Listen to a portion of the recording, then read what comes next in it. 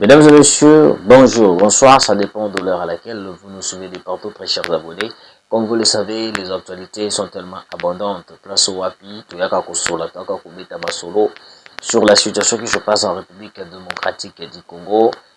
Lobakango qui est dans un souci n'anglais dans la Keno, vous allez informer Ernio surtout, vous allez au parfum de l'actualité. Et que bon raté et l'autre côté. Ça veut dire que non, la patrie toujours, la patrie devant tout. Mboka na biso, ils ont mérité bateau bazali ba patriote. Ils ont mérité bateau bazali na souci à mboka. Non bateau bazali na intérêt na bango, bazo tala mingi d'intérêt na bango, bazo tala mingi d'intérêt à bala na bango. C'est pour cela que j'ai toujours dit et je le répète et je vais toujours continuer de le répéter que non, mesdames et messieurs, mes Congolais, mes sœurs, mes frères et sœurs, soko moni ndoki belelai, soko moni katumbi belelai, soko moni fayulu belelai, soko moni kabila belelai. Kolanda makambo batu ba koloba te. Kolanda te que non, tout s'imposer contre la révision, le changement de la constitution. Oui, tu as le droit de s'imposer. Tu as le droit de dire non. Mais laisse-moi te dire que non. N'a informé, peut-être tu ne le sais pas. Ndenge va changer la constitution. Yeba yango, l'article 217, je le dis. Il faut payer sa biso maroto dans le procédé ma belle la biso. L'article 217, un article sorcier. Les autres types d'abisso tout tika mabele na biso na maboko ya Rwandais na maboko ya Kagame. Yango moni na lobaka mesdames et messieurs que non.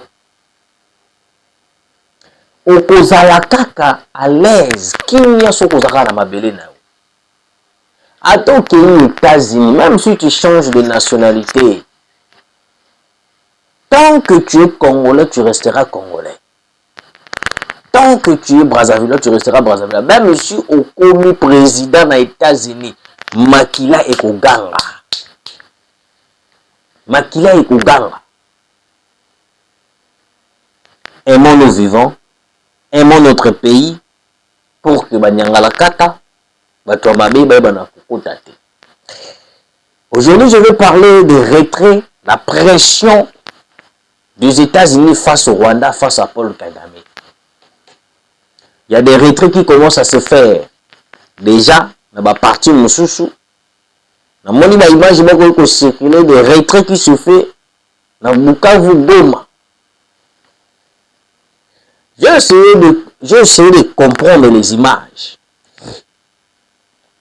J'ai essayé d'analyser les images. Ah, Bande Konangai.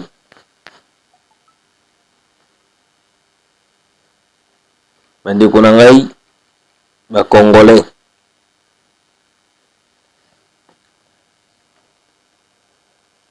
Les retraits de Paul Kagame. Ils ont retrait au groupe de la maboko côté.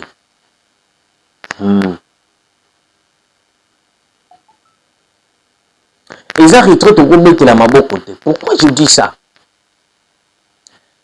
Kagame nous avait dit très bien et puis il le répète tous les jours. Abandela ango kolobana biso malgré biso est mort beta ango kara. Kagame nous dit chaque jour que non, il ne va pas quitter l'est de la République soka jouer loko a kolukate. Et lorsque ça la Kagame a revendiqué ba droit oui, peut-être pour na yé ça ba droit na yé. Et lorsque ça la Kagame a réclamé ba terre congolais. Les problèmes s'élèvent dans Makametani le Mera. Nous avons toujours le sujet. Nous avons la mémoire pour que tant que nous avons bêta, nous avons retrait pour que vous compreniez. Makambo o sala que Kagame a réclamé ma belle et zone sakabi son accord de l'Emera avec Moïse Laurent Désiré Kabila. Dans l'accord de l'Emera, c'était dit que ce que tu coupes tu memio, tu bengani mobutu, ozu bokonji, tu seras obligé de céder plus de 300 km Et dans cet accord, il est écrit que dans, excusez, le sol et le sous-sol congolais et quoi appartenir à Rwanda. Tellement à l'époque Moselle Rwanda Désiré Kabila. Alors qu'il n'a pas ça beaucoup dit le rôle donc ils ont mataillé. Moselle avait accepté cette proposition. Il avait dit oui. Et tant qu'on a le pouvoir avec Kobaluke la bango. Maintenant, qu'est-ce qui se passait? Pour légaliser cet accord de l'OMERA, et comme maintenant la droiture par rapport à la demande de Bango, va placer les missions Hippolyte Kanambe Kasembere, Joseph Kabila. Joseph Kabila a joué sa manœuvre, va changer la constitution, et dans cette constitution, va jouer aussi le même accord qui était signé. Dans le cadre de l'accord de l'OMERA, va tiens la constitution que non, le sol et le sous-sol congolais faut appartenir à un pays voisin. Un pays voisin. Entre autres aussi, l'article 217 de la Constitution. Et il dit tout ça la bande à ma belle na biso tout le monde qui non makambo ko simato tout ça la bande. C'est pourquoi ces gens-là ne veulent pas les changements de la Constitution. Na fungoli bino mémoire. Peut-être bonne ko ebate mais na fungoli bino mémoire. Fungoli bino mémoire. Maintenant, le problème, c'est quoi? J'ai vu des images de retrait de Paul Kagame, des retraits des troupes M23 sur le sol congolais, Bukavu, Goma. Mais, on doit se dire des vérités. Ces gens-là sont en train de faire le mascarade, même sur le président. Je sais que Donald Trump est pour nous et avec nous. Il nous accompagne. Mais le problème aussi que nous devons comprendre est que Paul Kagame est en train de jouer avec même la conscience de Donald Trump. Oui. Paul Kagame est en train de jouer avec la conscience des États-Unis d'Amérique. Parce que soldats, ce ne sont pas de M23, ce ne sont pas des militaires. Ce ne sont pas des RDF. Ah oui, vous allez maintenant me poser la question comment? Je vais vous expliquer. Au moins, il y a falsifié Kaba. Banani, comment dirais-je? Comment la bango qui mangai? Aïe aïe aïe aïe. Oh, bah là, t'as ba ketcha Nike one. C'était qui encore? Leur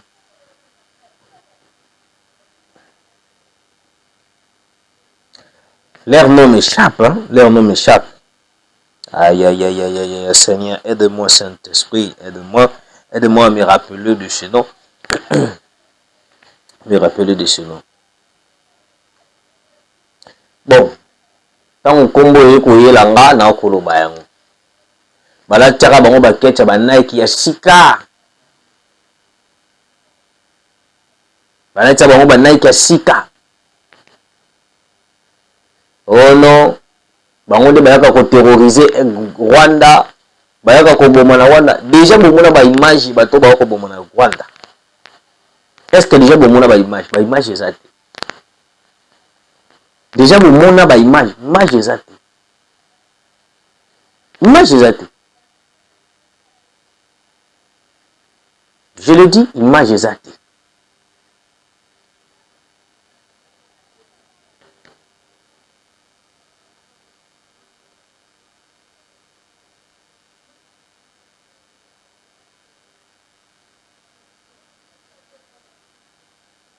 Mais Kagame a mis la mission de rebelle le Kuta ou menacera Rwanda. L'air me m'échappe pourquoi. Je n'arrive pas à comprendre pourquoi l'air me m'échappe. Aide-moi. Beaucoup me l'ont dans commentaire. Beaucoup me l'ont dit Nike et tout. Tellement ma ramezé belé na mutu ma ramba politique. Comme on a bangozo qui mangaï. Comme on a bangozo qui mangaï.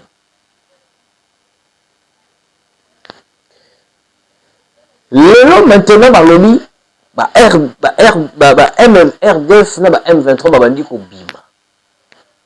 Natali ba vidéo wana.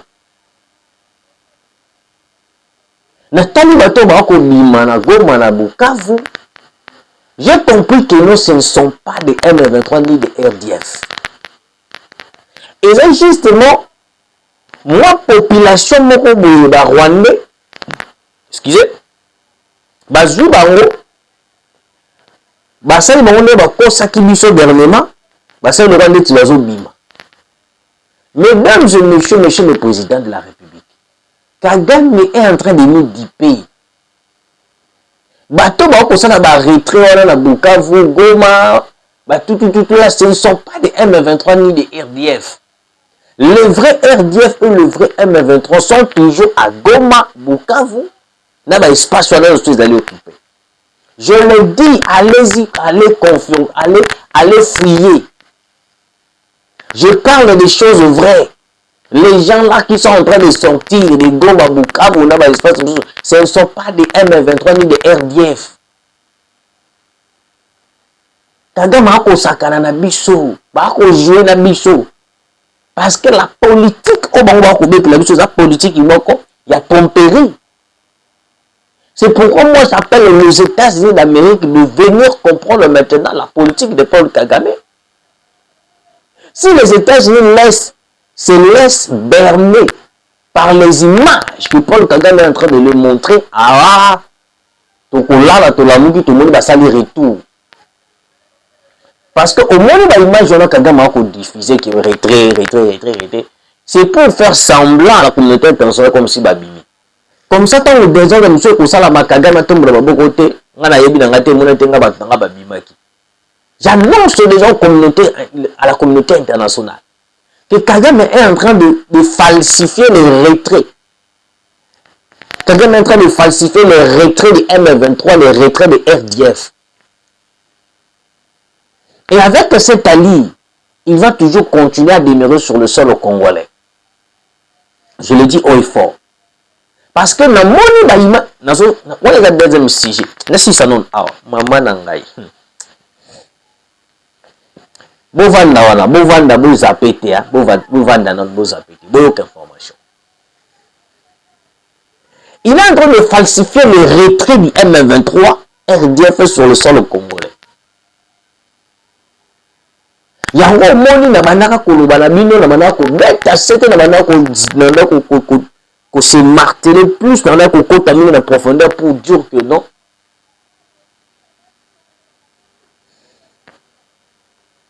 Paul Kagame comme il est là.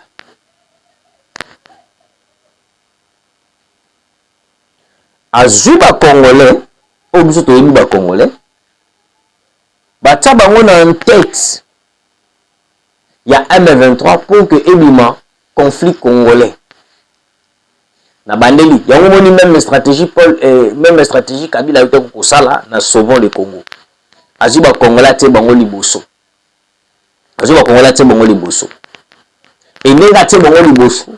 Biso zukoto communauté internationale a pensé ni ils ont un conflit ba congolais, ils ont un conflit ba congolais. Vous comprenez maintenant les stratégies. Vous comprenez maintenant les stratégies de Paul Kagame et de Joseph Kabila.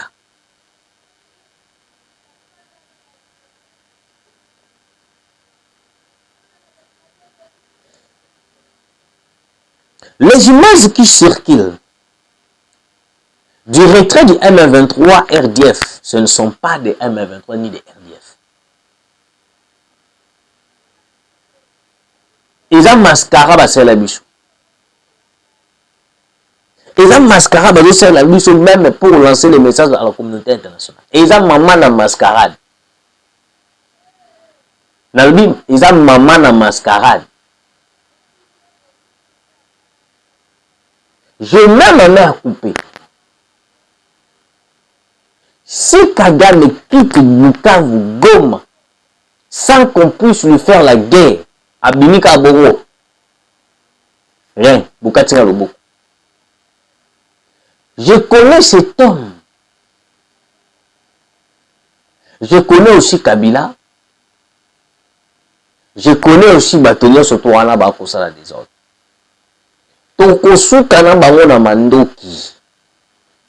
Yo surtout ko sala na beza théâtre. Pour nous distraire biso, pour nous causer biso temps. Mais en vrai dire, la seule chose qui va chasser ces éléments-là sur le sol congolais, c'est la solution militaire. Et cette solution militaire, nous avons la capacité de le faire. Le problème est que la communauté internationale ne veut pas qu'on puisse attaquer le Rwanda. Tout le monde est contre le Rwanda, Emmanuel Macron a plaidé pour le Rwanda. Emmanuel Macron a plaidé pour le Rwanda. Ni était la plaidoirie d'Emmanuel Macron face. Il y a quoi au monde de la mission, mais mission doit être contre Rwanda. Et il n'a qu'à bambango zoki mama na Rwanda pour ça te Kigali ko maka tourmenter. Tango kaka via la mission ya kaka ki et atterrissa kaka na Rwanda pezo kei boyebi ndenge ni esalaka. Siko boka buto ko tisko kuna eza ndenge ni. Et pour ça ndenge ni.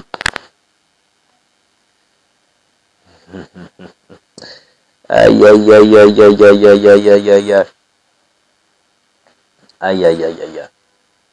Mesdames et messieurs,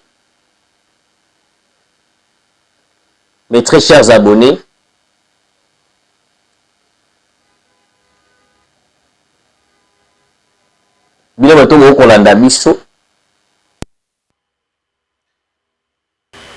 je vous prie tout d'abord de vous abonner,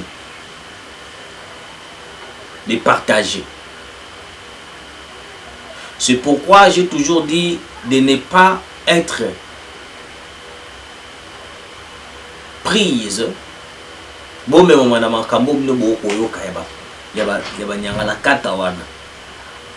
Parce que ces gens-là ont juste le besoin de vous dérouter. On l'a vu dans Nzela. On a désorientation. Et j'appelle aussi la communauté internationale. Il faut l'identification. Il y a des rebelles parce que nous le savons très bien. Il nous avait dit il ne va pas sortir dans notre territoire tant qu'il y a Zuruba Yate. Et déjà ce que je dois vous parler. Les gars qui ont bossé, ils ont deuxième sujet. Et ils ont des images qui ont circulé. Dans les images qui ont circulé, basali drapeau ya Katanga, République du Katanga. Nous basali République du Kivu. Drapeau a été circulé. Je vous dis, drapeau a été circulé. Je me pose la question. Vous nous avez dit que vous êtes des libérateurs. Donc, votre libération est de diviser le Congo. Il y a un moment qui mingi ko s'imposer, qui mingi ko lobela makambu ya fédéralisme. Qui mingi ko lobela makambu ya fédéralisme. Donc, ils cherchent à tout prix à balkaniser le Congo. Et la balkanisation, ça ne se fera jamais avec Tshisekedi. La balkanisation, il vous simbate. Quel que soit vous complotez, quel que soit vous, attends vous allez 10 000 drapeaux, attends vous allez 15 000 drapeaux, le Congo ne sera pas divisé. Quelle que soit votre complicité, même si vous mettez des milliards, vous mettez des millions, je vous dis et je vous le répète, le Congo ne sera jamais divisé. Parce qu'on comprend votre stratégie, on comprend votre politique. On comprend votre politique. Étant donné que je suis Congolais de père et de mère, étant donné que je suis patriote, je ne peux pas accepter cela. Je ne peux jamais adhérer à l'idée de la balkanisation de la République démocratique du Congo. Ça veut dire que votre élite est juste basée sur les intérêts du Rwanda. Là, c'est clair. Yango ba Fayulu ba Kolanda, ba Katumbi, ba Kabund, Et à la fin de compte, qui sera le président? Kabila. Je vous l'ai dit, le chef, celui qui va prendre le pouvoir, c'est Kabila. Que Dieu vous bénisse abondamment. Le Congo gagne toujours. Abonnez-vous.